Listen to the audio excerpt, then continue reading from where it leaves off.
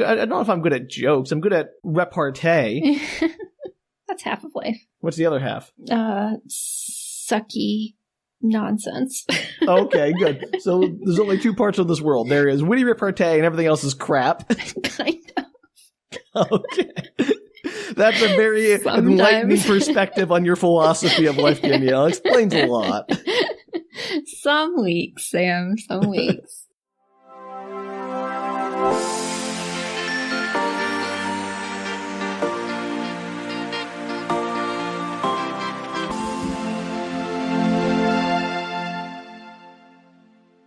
Hello, everybody, and welcome to Book Reshorts. I'm Danielle. I'm Sam. And this is a book reshort. Yes, we are here again with a short because, you know, sometimes things happen and we're here to still get you that good content that's not as good as our usual content, but still pretty good. Oh my gosh, you undersell everything we do. I do, because, Danielle, very simple. You want to lower expectations so you can exceed them, right? Isn't it much worse if you overhype something and you come in under? I feel like our listeners already have low expectations, so they enjoy everything we do. Oh, okay. You know what? That's a good plan. I don't let them too far. We'll lose anything we have. You don't want to, kick them out right at the beginning. No, that's right. I'm sorry. Hey, this is going to be the best podcast you ever heard in your life. Call your friends. Call your senator. Tell everyone. All right. Anyway, we're doing another reshort because life. Yeah, life. Yay. Also, they're fun. They are super fun. And we are doing a throwback to a previous short that we've done, Sam, but it's my turn to shine. Yeah. Well, your turn to torture me. Yes, we're doing a reprise. I don't know. What's the official? A rerun. A rerun of But What Do They Think? Part 2. But what do who think, Danielle? Thinking Boogaloo. Okay, great. Perfect. No need to workshop that title.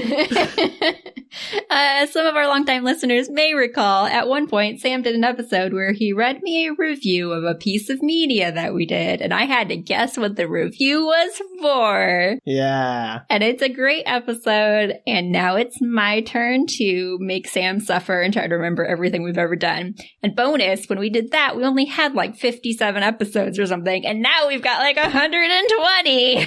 Perfect. Also, if I recall correctly, you did very well, except for the part about remember the actual names of the media pieces. And I feel like I'm going to have sort of the opposite problem, where I can remember the names, but I'm not going to remember what you're talking about. Well, perfect. Let's see how this actually plays out. Oh, can't wait.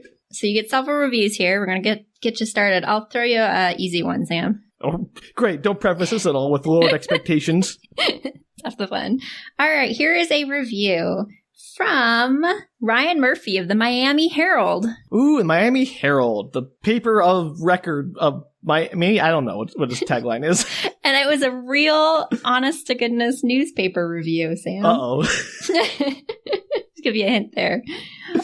It says, on the gross out barometer, this movie rates a hearty 10+, but that is the reason ultimately why the film works. In a summer of retreads, where almost everything in release has a 2 after its title, this movie is a startlingly different standout, a gripping suspense horror comedy. As good as this movie is, it's not a great film. It's too derivative of other thrillamedies of note to be granted classic status. The invasion of small-town plot and key moments of humorous relief are swiped directly from Jaws. There's a bit of The Birds here, too, and a pinch of Raiders of the Lost Ark. There's even a smidgen of Jaws 4 thrown in, namely the idea of cold-blooded motherly revenge. If at various points during this movie you find yourself thinking, haven't I seen this before? It's because you have. That described everything. What was that? That's the easy one?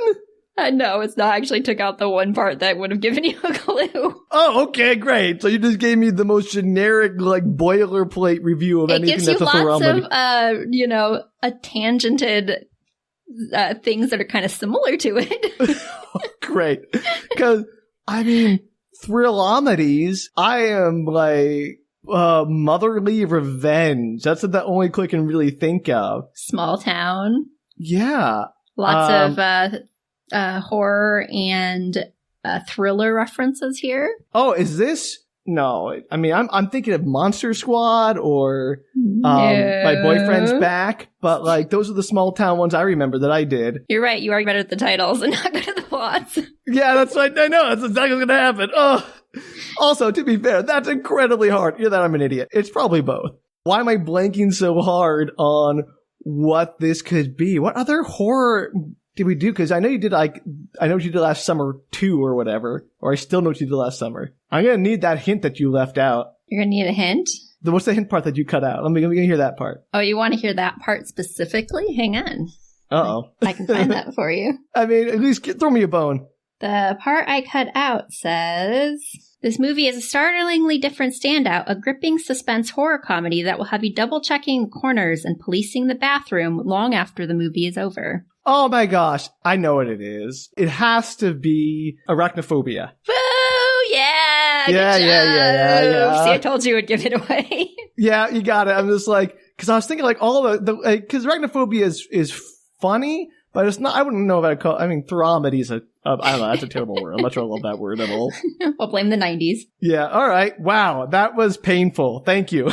You're welcome. What an insane review. So good. Like, that's an actual newspaper review. Like, it was a copy of the newspaper. It was great. It was in their archives. He was talking about everything except the movie itself. Well, I had to find a part that didn't reference spiders, which was, hard. Hard. Yeah. Wow. Oh, I'm so sorry, Bill Pullman. I can give you an easier one if you'd like. No, I mean, I say start hard, and if I need a hint, I'll ask for a hint. That's fair. Okay. I got one for you. This is Peter Sobczynski from The Spool. Okay. I believe that's a thing that exists. It is a thing that exists. I found it. All right. It says, here is a film where it seems every possible bad creative choice was selected and executed with ghastly precision. Wait. Jaws 4? No. This is the kind of project producing duo Bialystok and Bloom might have selected if they went into film, though I can assure you when it's all over, absolutely no one involved remarked, where did we go right? Considering the actor's ability to shift characters in the blink of an eye, you might think the media would take advantage. Perhaps have him play a character whose malfunctions cause him to shift personalities constantly. That might not have saved the film, but it certainly would have livened things up a bit. Instead, he ends up getting submerged, maybe. Yeah, okay, great. What you said is shifting character lines. Gotta be. Sorry, I didn't mean to interrupt. I felt like Jeopardy rules from buzzing in. He ends up getting submerged in the character's utter innocuousness. To make matters worse, the makeup that he and the other Peters wore to create their looks was unyielding. It strands these two normally expressive performers looking as if they had been flash frozen the entire film. That is a really mean review. I love it. No. Oh, I knew that would give it away, but I felt like it needed to be included. No. I mean, I was like, it's like, we don't usually do like abjectly terrible films. I don't know if I'd even call Heart Beeps like an abjectly terrible film. It was up for an Oscar. It was up for an Oscar, I think, for the makeup though, not for the content. Which apparently not even this guy liked.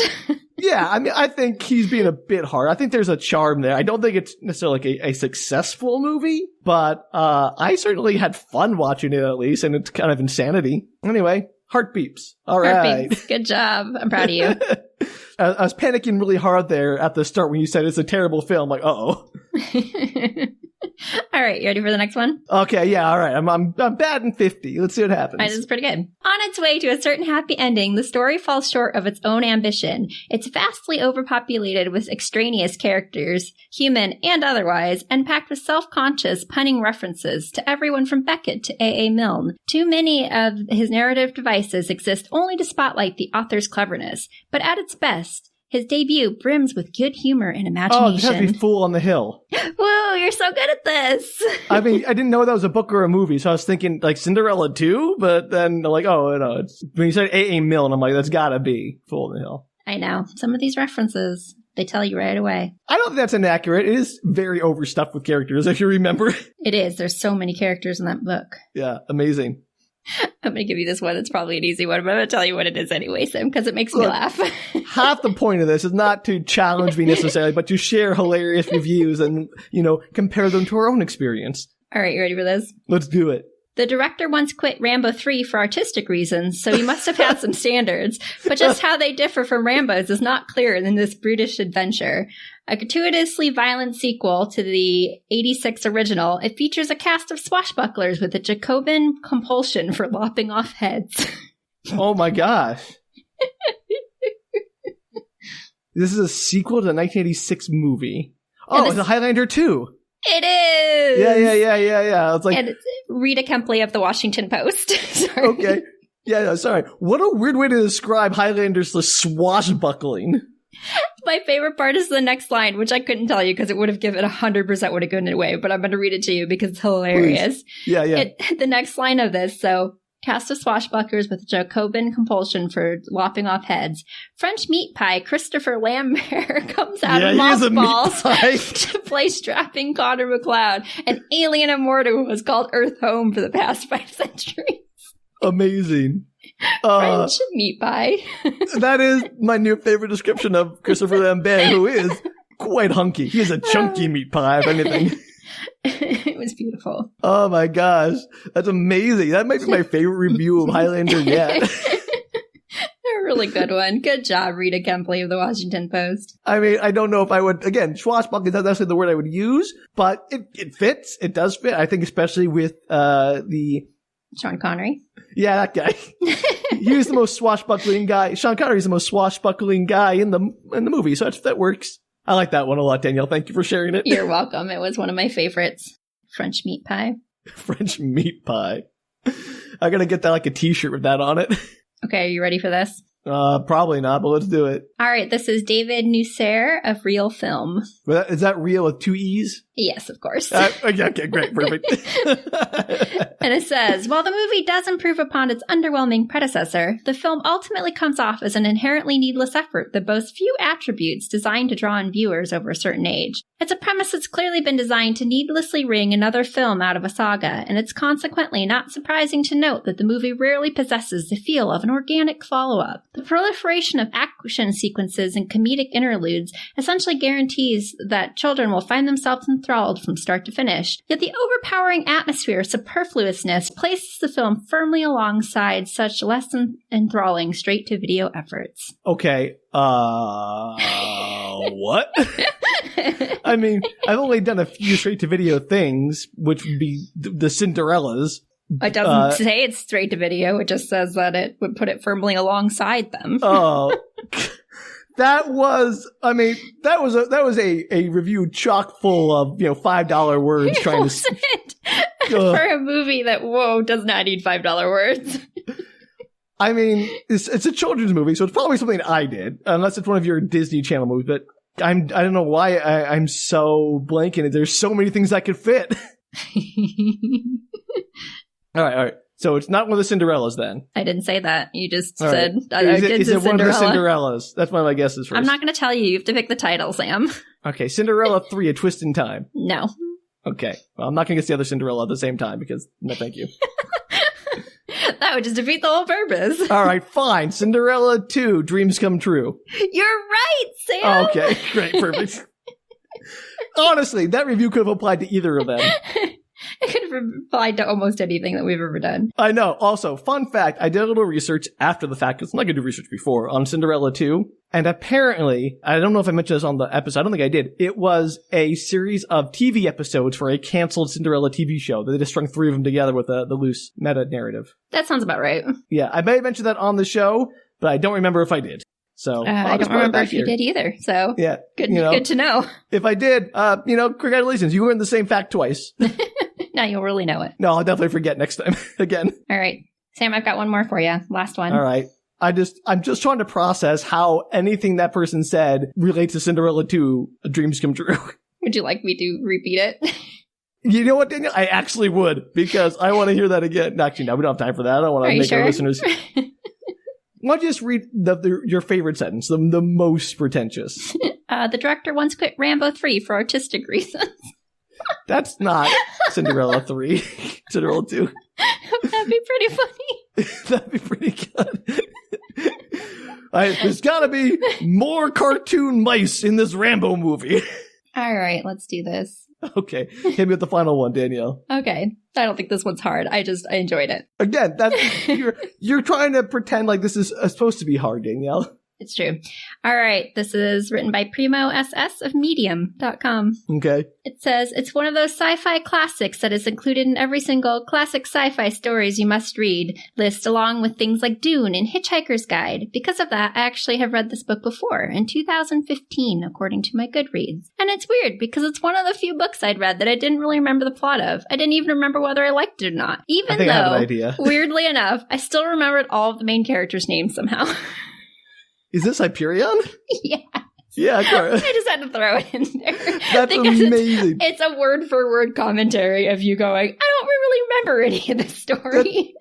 You know what? Again, I remember like the big things, but like, yeah, like a lot of the details just sort of somehow it gets so complicated. It's like, I can't comprehend this. I'm just going to push that on my head. It's too complicated for me. It's like trying to understand the fundamental nature of the universe. It's just beyond our comprehension. You should know that trying to find a review of Hyperion, surprisingly difficult. Why? It's like just a genuine review. It's easy to find blog reviews of it, but like any kind that's like remotely like professional. Yeah, I'm not sure that was actually professional. I just enjoyed it. That is weird. I mean, I guess it is such a kind of niche book and it's so like dense. I imagine it might be very difficult to like justify to your newspaper, hey, I'm going to spend, weeks reading this book and trying to explain it to an audience for a review that no one's going to care about besides a few select people. Yeah, it's not like I did a deep dive or anything, but just on basic Google looking through, It was hard to find something that was like a genuine review, and especially a genuine review that didn't reference the plot heavily, which was like what I was trying to stay away from. Well, try to describe that book without talking about the plot. Like, insane. Like, well done to that reviewer. I turned it around there at the end. Good job, Sam. I'm proud of you. Well, thank you, Danielle. I really enjoyed those reviews. It made me think about my media pieces in a new light. I think that was 6 out of 6. Is that 6 pieces or is that 5? I did 6 reviews. Oh, okay. Well, that's bonus Hyperion. Okay. The first one, I'm giving myself partial credit because I really got stumped on that one. That's true. You had to phone a friend. I did. But that friend was you, Danielle, because you're the only one I can talk to at the moment. It'd be weird if I actually called someone else on the podcast. Hey, listen to this review. Tell me what it's for. I don't know. That'd be pretty funny. We should do like a listener poll where you like put it on Twitter and see if people can guess what book it's for. We should just call random people in our lives and see if they answer the phone.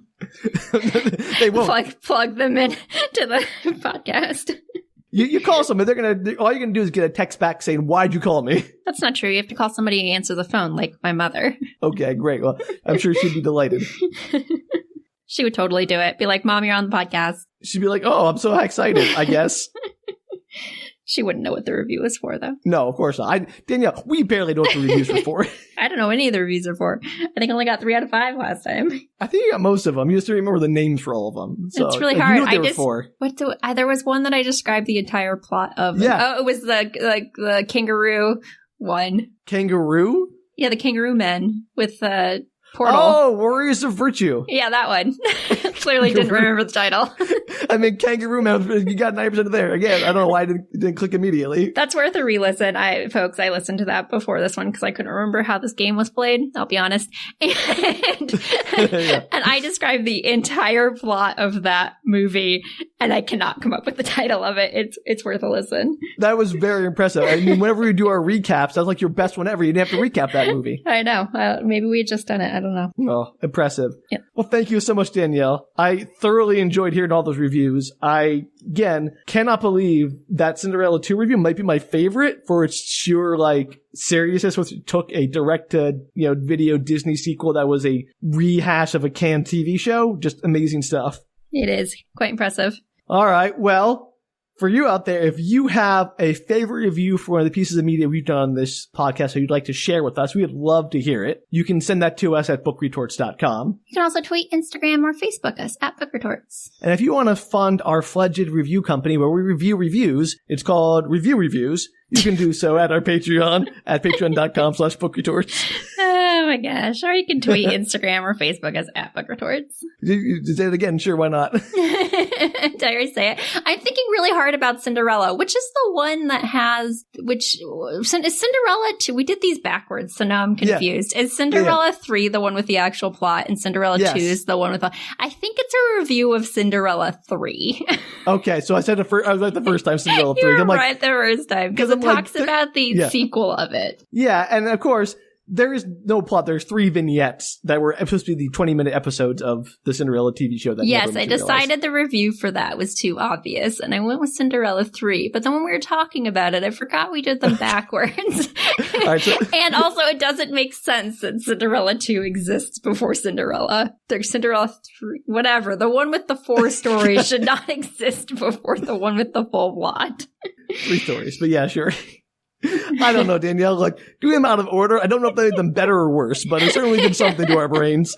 It really threw off the Cinderella canon in my head. I'm very confused. The timeline is broken. We need to do it's like a Terminator style timeline. We have to do all these weird branching futures and figure out how it loops back together. Somebody has 100% done that for the Cinderella movies. If they have, again, forget the review. Send me that. Send me that to our Twitter or Facebook or email or whatever. Send it to email. Sam will get it more directly. I would love that. Oh my gosh, please. All right. Well, until next time, thank you for joining us on this lovely short. We hope you enjoyed it as much as we did. And hopefully next time we'll be back with more of your favorite content. Is that enough hyping for you, Danielle? Yeah, that was super hypeful. I appreciate that. Hypeful. Great. Perfect. Love that word. Go hype. Go hype. Go home. I think it's Sam's turn next time. One day you guys will find out what happened to JD, I promise.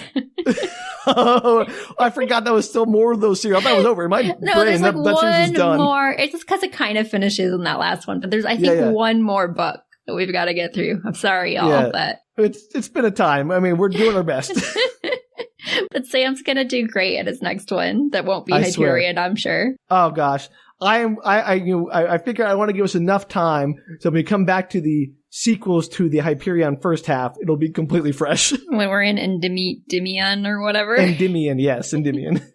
Good job, Danielle. Both the name of a place and a person. So you're going to love that. Hard pass. I'm already mad. What for the name of a person after a place or vice versa? No. All right. Well, everyone out there who's named after a place or has like London or something. Place, I'm sorry. It's not personal. Mm-hmm. It's great. Just these books. Okay. All right. Before we get into any more trouble, Danielle, I think we should call it there. So until next time, bye. Take care, everybody.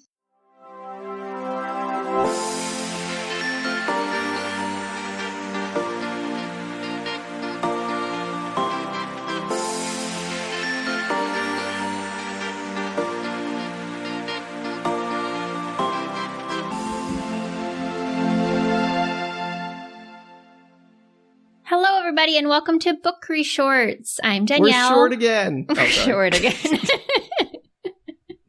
Sorry. I got a little excited there. We'll try that again.